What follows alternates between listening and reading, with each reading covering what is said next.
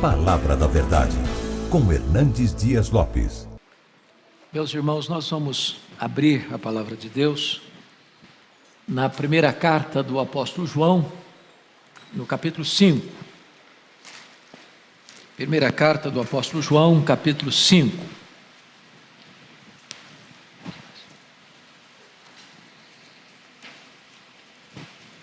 Vamos ler todo este capítulo.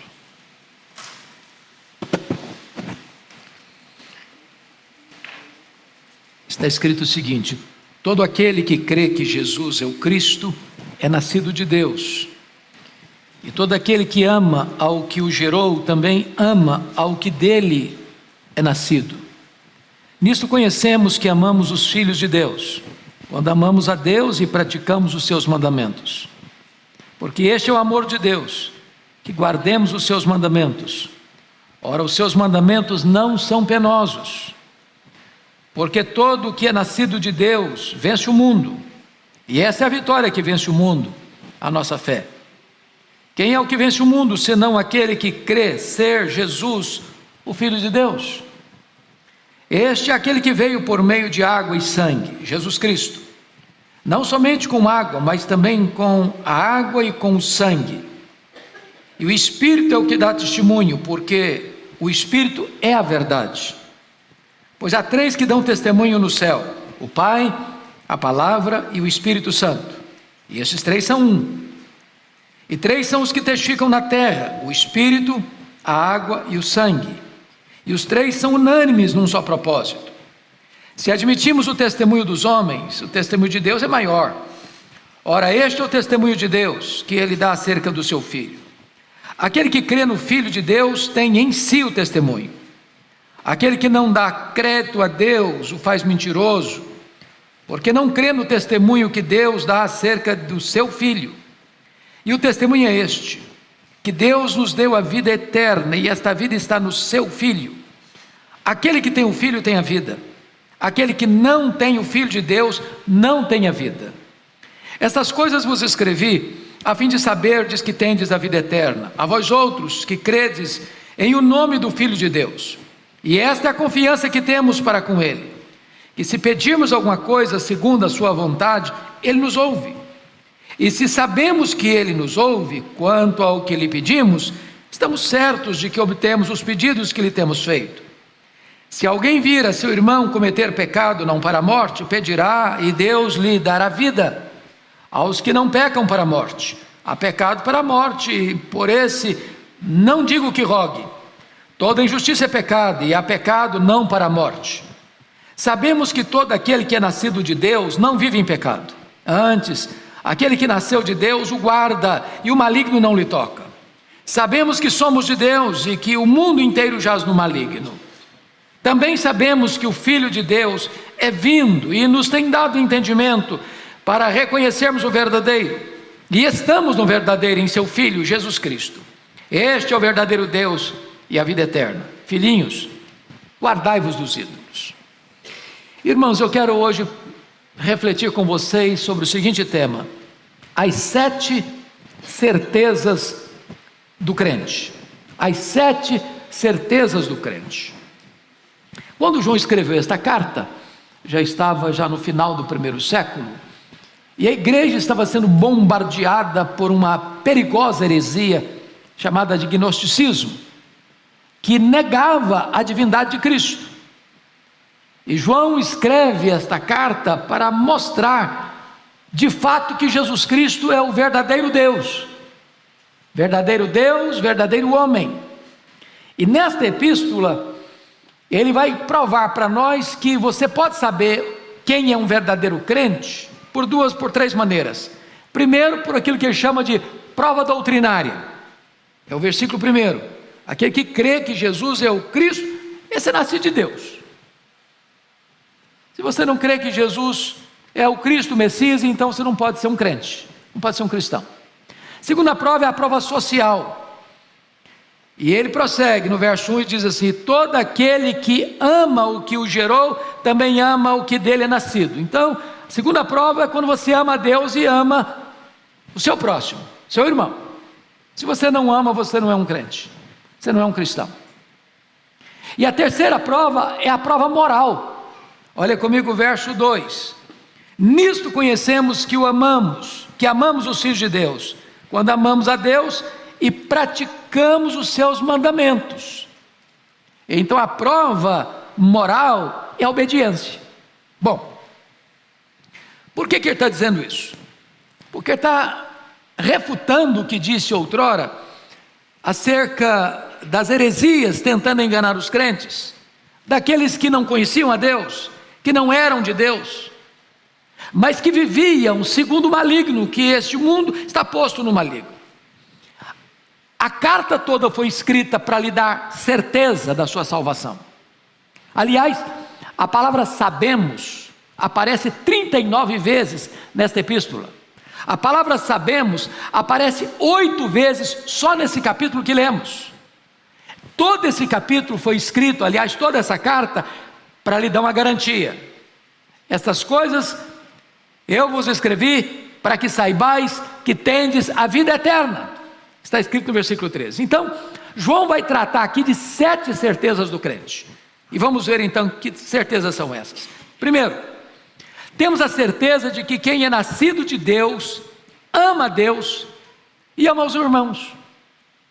É isso que ele está dizendo aqui. Todo aquele que crê que Jesus é o Cristo é nascido de Deus. E se você é nascido de Deus, 2 coisas vão acontecer na sua vida. Primeiro, você vai amar a Deus.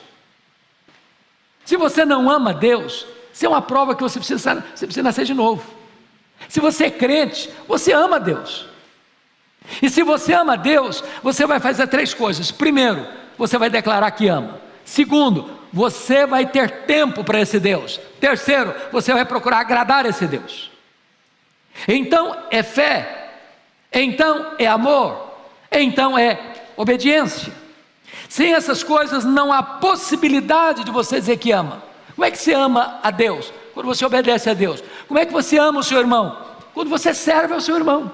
Fora disso, não há a mínima probabilidade de você dizer: eu sou um crente, eu sou um cristão, eu tenho segurança da minha salvação. Então a primeira certeza é essa: você que é nascido de Deus, você ama a Deus. Você que é nascido de Deus, você ama o seu irmão. Segunda certeza do crente: o crente é aquele que tem certeza de que Jesus Cristo é Deus. Esta é a tese dos versos 6 a 10. E aqui eu queria só pensar com você os conceitos da época, porque os fariseus e os sacerdotes achavam que Jesus era um embusteiro. Outros achavam que Jesus Cristo era um religioso fanático. Os gnósticos diziam que Jesus era apenas um homem sobre o qual Cristo veio no batismo e foi embora dele na cruz. Bom, Ário de Alexandria diz que Jesus foi a primeira criação de Deus. Mais recentemente vêm as testemunhas de Jeová para dizer que ele não é igual a Deus. Depois surgiu os espíritas dizendo: não, ele foi um mestre. Depois vem os muçulmanos dizendo: não, ele foi apenas um profeta. E para você, quem é Jesus Cristo? O cristão tem certeza de que Jesus Cristo é Deus. E aqui João vai levantar para nós 3 testemunhos no céu, 3 testemunhos na terra. Se não, vejamos, olha aí comigo, versículo 7. Pois há 3 que dão testemunho no céu: o Pai, a Palavra e o Espírito Santo. Talvez é o versículo mais claro da Bíblia sobre a Trindade. E ele diz: os 3 são um. Nós não cremos no politeísmo, nós cremos em Deus, um único Deus, que subsiste em 3 pessoas: o Pai, o Filho e o Espírito Santo. João chama o Filho de a Palavra, o Verbo, o Logos. E ele diz que esses 3 no céu dão testemunho da divindade de Jesus Cristo. Mas agora ele diz, no versículo 8, e 3 são os que testificam na terra: o Espírito, a água e o sangue. E os 3 são unânimes num só propósito. Que propósito? Testificar que Jesus é o Filho de Deus, Ele é Deus. Mas vamos entender isso aqui. O que significa água e sangue dando testemunho.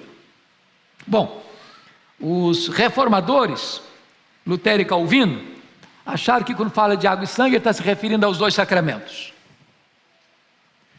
Depois vem Agostinho de Hipona, diz: não, esse água e sangue tem a ver com aquele momento em que seu lado foi furado com a lança e saiu água e sangue.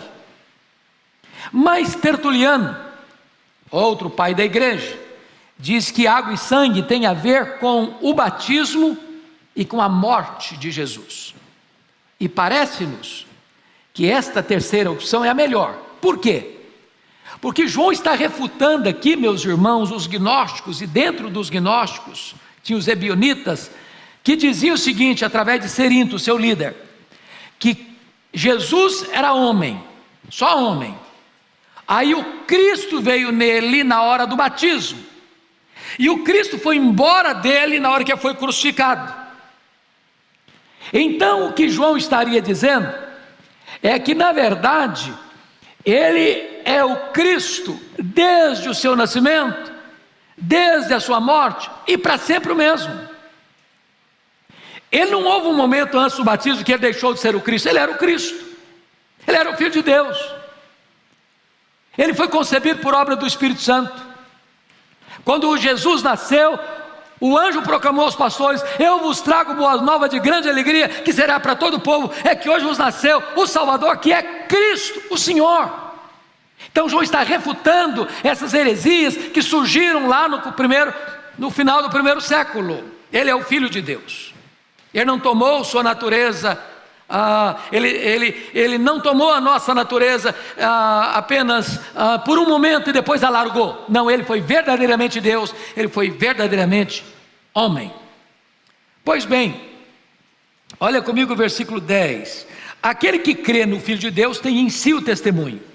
Aquele que não dá crédito a Deus o faz mentiroso, porque não crê no testemunho que Deus dá acerca de seu Filho. Então não dá para você ser um crente se você não aceita o testemunho que Deus deu acerca do seu próprio Filho, que Ele é Deus. Pois bem, vamos à terceira certeza do crente. Temos a certeza que aqueles que creem em Cristo têm a vida eterna. Versos 11 a 13, confiram comigo. E o testemunho é este, que Deus nos deu a vida eterna, e esta vida está no seu Filho. Aquele que tem o Filho tem a vida, aquele que não tem o Filho de Deus não tem a vida. Estas coisas eu vos escrevi para saberes que tens a vida eterna, a vós que credes em o nome do Filho de Deus. Então vejam vocês, meus amados irmãos, uma coisa muito importante aqui. O Evangelho de João foi escrito para os incrédulos, para ensinar eles uma coisa, que se eles crerem em Jesus, eles têm a vida eterna. Está lá em João 20, 31. A primeira carta já foi escrita para crentes, para dizer o seguinte para eles: vocês que creram, precisam saber que vocês já têm a vida eterna. Tem muito crente que, embora crente, salvo pela graça, vive nessa insegurança, vive nesse medo de perder a salvação. Se julgam salvos de manhã ou perdidos à noite, de manhã indo para o céu, de noite indo para o inferno. Medo de cair da graça, medo de perder a salvação, medo de ter um nome no livro da vida e de repente Deus vai lá, passa uma borracha e apaga o nome do livro da vida. Na verdade, João está dizendo o seguinte para a igreja: vocês precisam entender isso, que vocês que creram, vocês já têm a vida eterna. Não terão, não, tem, é agora, é certeza, é posse, é convicção. Essa vida eterna não é conquistada por vocês, não é comprada por vocês, não é merecida por vocês, é uma dádiva de Deus, e esta dádiva é feita mediante Cristo Jesus. Quando você crê nele, você já pode ter essa certeza. E ele vai dizer de forma muito linda no verso 12: aquele que tem o Filho tem a vida, aquele que não tem o Filho não tem a vida. Então não há salvação fora de Jesus, não há nenhuma religião que possa salvar, não há nenhum homem, por mais conhecido ou poderoso, que possa salvar. A salvação é uma dádiva de Deus oferecida em Cristo Jesus. Se você tem Jesus, se você tem o Filho, você tem a vida. Se você não tem Jesus, não tem o Filho, não tem a vida. Não há possibilidade de salvação fora de Jesus. Nenhum outro nome dado entre os homens pelo qual importa que sejamos salvos, a não ser o nome de Jesus. Essa é a certeza que você e eu devemos ter no nosso coração. Quarta certeza, veja comigo. Temos a certeza de que Deus responde às nossas orações quando elas estão afinadas com a vontade de Deus. Olha comigo os versos 14 e 15. E essa é a confiança que temos para com Ele, que se pedirmos alguma coisa segundo a sua vontade, Ele nos ouve.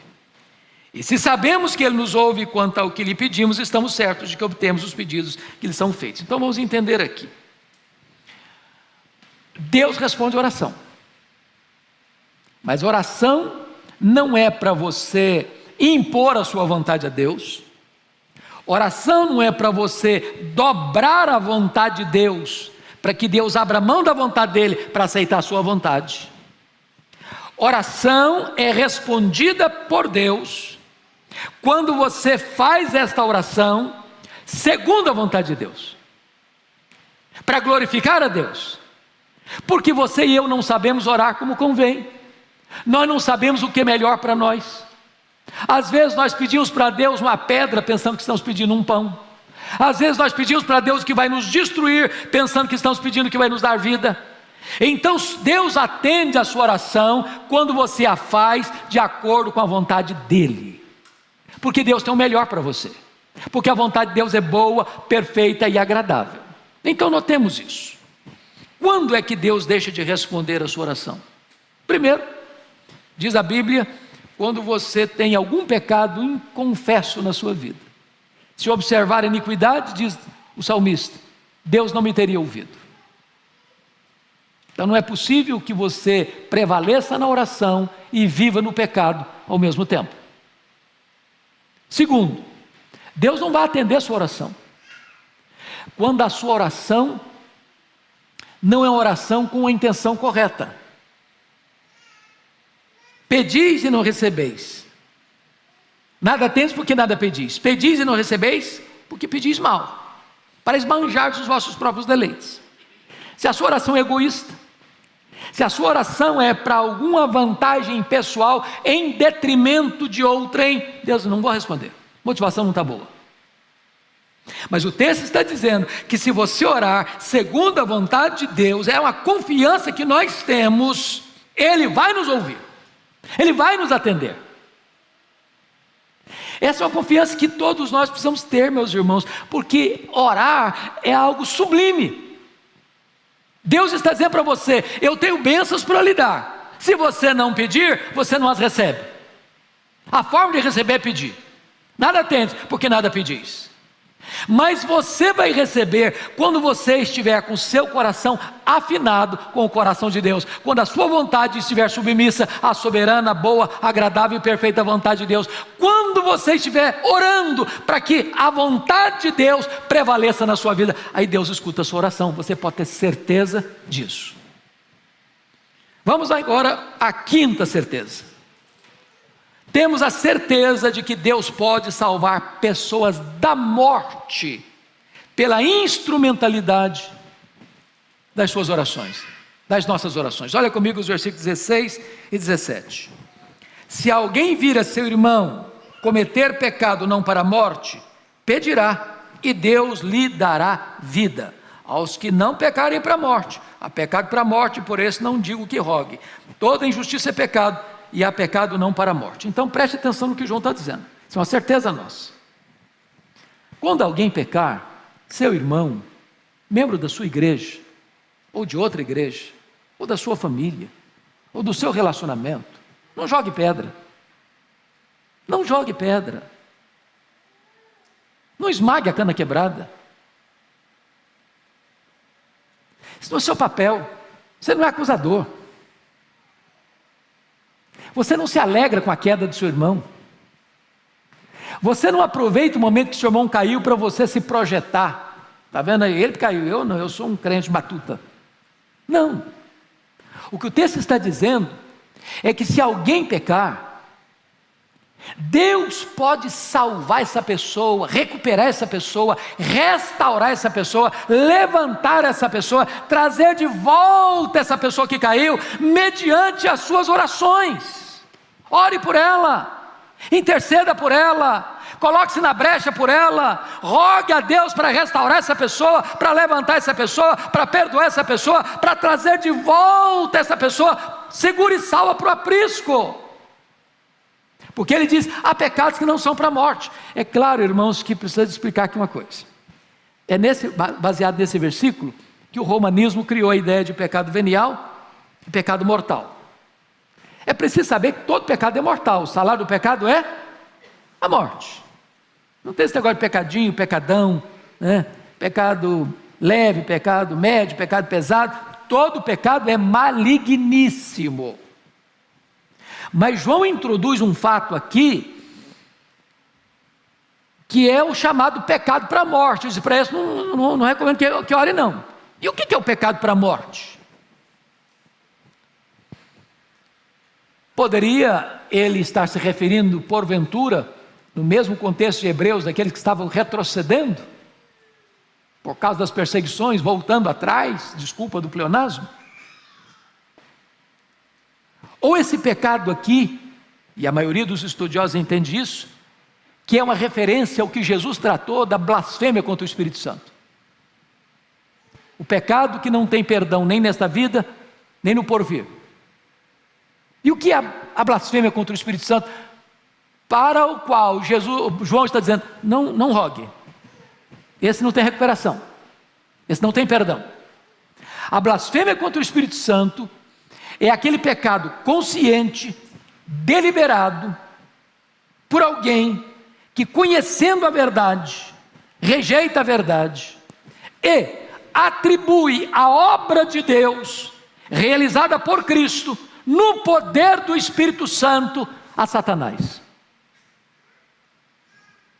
O contexto em que Jesus fala desse pecado é o contexto onde Jesus tinha curado um demoniado, surdo, mudo, e os fariseus e os escribas, por inveja de Jesus, conscientemente disseram que Jesus expulsou aquele demônio pelo poder de Beelzebu, que Jesus era um parceiro do demônio, que o Espírito Santo estava em associação com o demônio, e que a obra de Deus, feita no poder do Espírito Santo de Deus, nada mais era do que uma obra do demônio. Jesus está dizendo o seguinte, para esse pecado não tem perdão. É a recusa consciente, deliberada, de alguém que peca contra Deus, conscientemente, deliberadamente, atribuindo uma obra de Deus ao próprio Satanás. Para esse, não adianta rogar. Mas há outros que, embora pecando, porque há pecado não para a morte, você deve interceder. E por meio das suas orações, Deus vai restaurar essa pessoa. Vamos agora, por gentileza, a sexta certeza do crente. Temos a certeza de que aqueles que são nascidos de Deus não vivem na prática do pecado. Olha comigo, versos 18 e 19, por gentileza. Sabemos que todo aquele que é nascido de Deus não vive em pecado. Antes, aquele que nasceu de Deus o guarda, e o maligno não lhe toca. Sabemos que somos de Deus e que o mundo inteiro jaz no maligno. Vamos entender isso aqui. Notem comigo a palavra sabemos. Essa palavra sabemos é a mesma que Paulo usa em Romanos 8, 28. Sabemos que todas as coisas cooperam para o bem daqueles que amam a Deus. É um termo que vem da matemática, é um termo exato. Não é a linguagem da conjectura hipotética, mas da certeza experimental. E o que ele diz que sabemos? Que todo aquele, não alguns, não a maioria, mas todo aquele que é nascido de Deus, não vive em pecado. Preste atenção. Ele não está dizendo que todo aquele que é nascido de Deus não peca. Não vive em pecado. Qual a diferença entre pecar e viver em pecado? Se você e eu falarmos agora, hoje aqui, eu não peco, nós estamos o quê? Mentindo. Estamos falando que Deus é mentiroso, porque Deus diz que nós somos pecadores. Então qual a diferença entre pecar e viver na prática do pecado? é que pecar é resultado da nossa natureza, que ainda existe em nós. Nós não fomos glorificados ainda. Mas o pecado da nossa vida não é um hábito, não é um costume, não é uma agenda. O que é prática? Por exemplo, você levanta todo dia, toma o seu banho, toma o seu café, depois vai dar meio-dia e pouco, você almoça, depois no finalzinho da tarde você faz um lanche. Isso é rotina, todo dia, toda semana, todo mês. Então isso é hábito. Pecar não é assim para o crente. Você não faz provisão para o pecado, você não planeja pecar, você não faz preparativos para pecar. É acidente, não é hábito. Então preste atenção, porque você tem que olhar e fazer uma radiografia do seu coração. Se você está vivendo deliberadamente no pecado, como hábito, como costume, como prática, o texto está dizendo, não é nascido de Deus ainda. Todo aquele que é nascido de Deus não viu na prática do pecado. Antes, agora preste atenção, aquele que nasceu de Deus o guarda. Você percebeu que aquele aqui está com a letrinha maiúscula? Antes aquele que nasceu de Deus o guarda. Como assim? Quem se guarda aqui? É você que guarda você mesmo? Não. Aquele que nasceu de Deus aqui, com letrinha maiúscula aí, é Jesus. Quem guarda você é Jesus. Agora preste atenção. Jesus não tem nenhum compromisso com as nossas loucuras.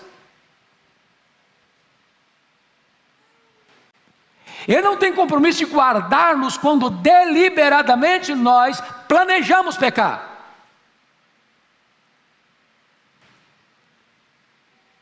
Agora, Jesus guarda você quando você depende de Deus, pede misericórdia a Deus. Ele guarda você. E aqui está escrito, e o maligno não lhe toca. Crente não tem que ter medo do diabo. Crente tem que temer a Deus e resistir ao diabo, e ele fugirá de vós. Quem guarda você é Jesus. Se eu fosse me guardar, eu sou muito fraco, você é fraco demais também. Nós não guardaríamos a nós mesmos. Isso é certeza sua. O crente não vive na prática do pecado. Não significa que ele está imune à tentação, não. Não significa que o diabo não possa produzir, por exemplo, sofrimento no crente, como produziu com a permissão de Deus em Jó, como barrou o caminho de Paulo para a obra missionária. Mas no sentido de o diabo não pode tocar você para destruir a obra de Deus em você, para tirar você das mãos de Jesus, para roubar de você a sua salvação. Absolutamente não, porque aquele que guarda você é maior aquele que está em nós do que aquele que está no mundo. O mundo jaz no maligno, você jaz em Cristo. Bom, a última certeza do crente, vamos ver. Sétima certeza: temos a certeza de que a vida cristã é a vida verdadeira. Olha comigo os versos 20 e 21. Também sabemos que o Filho de Deus é vindo e nos tem dado entendimento para reconhecermos o verdadeiro. E estamos no verdadeiro em seu Filho, Jesus Cristo. Este é o verdadeiro Deus e a vida eterna. Filhinhos, guardai-vos dos ídolos. Então Jesus Cristo é o verdadeiro. Ele é o verdadeiro Deus. Ele é a verdadeira luz que vindo ao mundo ilumina todo homem. Ele é certamente a verdadeira vida. Então, preste atenção no que João está dizendo. Porque tem muita gente dizendo que ser crente é careta, que ser crente é ser quadrado, que ser crente é porque você ainda não atingiu maturidade emocional, você precisa de uma muleta existencial, que quando você tiver massa cinzenta mesmo na sua cabeça, você não precisa de Deus, você não depende de Deus, você nega a existência de Deus. E João está dizendo, num contexto de florescimento das heresias, do gnosticismo, o Senhor está dizendo: não, você tem a vida verdadeira, você está no verdadeiro. Ser crente é ser esperto. Em outras palavras, ser crente é ser inteligente, ser crente é ser sábio, ser crente é estar do lado da verdade, ser crente é estar naquele que é o verdadeiro. Você tem a verdadeira vida. Então o crente nunca deveria ter qualquer sentimento de inferioridade, se sentir miúdo, se sentir pequeno, se sentir um zero à esquerda, se sentir alguém que ainda não alcançou os patamares mais elevados da escalada da vida. Não, você está no verdadeiro, você tem a verdadeira vida, você tem o verdadeiro Deus. Quando ele diz: filhinhos, guardai-vos dos ídolos, está dizendo o seguinte: olha, o mundo aí que jaz no maligno tem muitos deuses, tem muitos ídolos, estão seguindo ídolos mortos, que não têm vida, que não têm poder para salvar, que não têm poder para libertar, que não têm poder para proteger. Você já viu uma procissão na rua? Carregando seus deuses, carros alegóricos, protegendo para ele não cair, se cair quebra. Essa é a linguagem de Isaías 46. Os ídolos que os homens fabricam precisam ser carregados nos braços, nas costas. É você que os protege. E aí diz: não, o nosso Deus, Ele nos carrega no colo desde a infância até a velhice. Ele nos carrega no tempo, Ele nos carrega na eternidade, Ele nos carrega na vida, Ele nos carrega na morte, Ele nos carrega depois da morte. Ele é o nosso Deus verdadeiro. Então fuja dos ídolos. Você tem o verdadeiro. Mas eu queria concluir, você lendo comigo, por favor, o versículo 12. Você pode ler o 12 comigo? Acho que aqui está a síntese desse texto. Todos juntos, vamos lá? Aquele que tem o Filho, tem a vida. Aquele que não tem o Filho de Deus, não tem a vida. Me permita contar uma ilustração que eu já contei em tempos de outrora aqui, para ilustrar bem isto. Havia um homem muito rico na Europa, e este homem era amante da arte, da pintura, e este homem resolve investir quase toda a sua fortuna em quadros de pintores famosos. Ele tinha uma grande galeria de arte. Ele tinha um filho único, herdeiro da sua grande fortuna. Um dia esse filho vai fazer uma viagem com um dos seus amigos, aliás, o seu amigo mais próximo, e nessa viagem houve um terrível acidente e o filho deste homem morreu, longe de casa. E o seu amigo, sabendo que o seu pai era um amante da arte, e ele era um pintor não de qualidades superlativas, mas mediana, mandou para o pai dele uma espécie de quadro que ele mesmo pintou, do seu filho que havia falecido. Colocou este quadro numa moldura e mandou para aquele homem, enlutado de filho único. E quando aquele homem rico recebe este quadro do filho, ele coloca-o numa moldura tão nobre quanto as outras molduras e os outros quadros famosos. Antes de morrer, esse homem fez um testamento e recomendou ao seu mordomo, administrador, que então fizesse um leilão de todos os quadros. E aquele administrador, então, oportunamente fez um grande leilão, convidou as pessoas mais nobres da Europa, as mais amantes das artes, para leiloar, vender aqueles quadros. E muitas pessoas ricas, e muitas pessoas nobres, e muitas pessoas amantes das artes foram lá para participar daquele leilão. Para surpresa de todos, o administrador abre o leilão não com os quadros mais famosos, dos pintores mais conhecidos, mas abriu o leilão com o quadro do filho. Não tinha nenhuma obra de arte a se admirar naquele quadro. O pintor era desconhecido, o quadro de mal traçadas linhas, e ninguém se interessou. Todos aguardavam os quadros mais belos, mais famosos, dos artistas mais conhecidos. Até que alguém resolve dar um lance e compra o quadro do filho.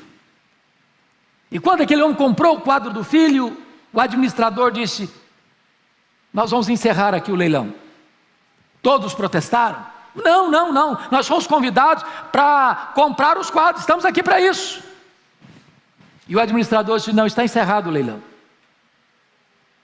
E pegou o testamento daquele homem rico que havia falecido, e no testamento estava escrito assim: quem comprar o quadro do meu filho é o dono de todos os outros quadros, porque quem tem o filho tem tudo.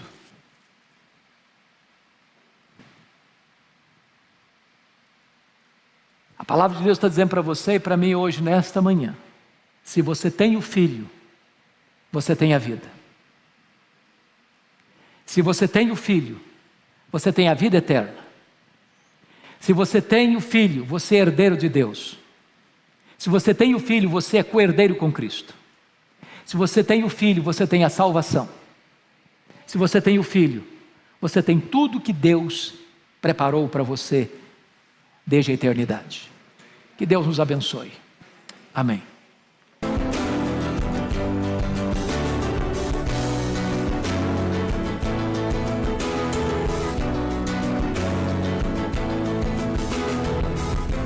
Palavra da Verdade, com Hernandes Dias Lopes.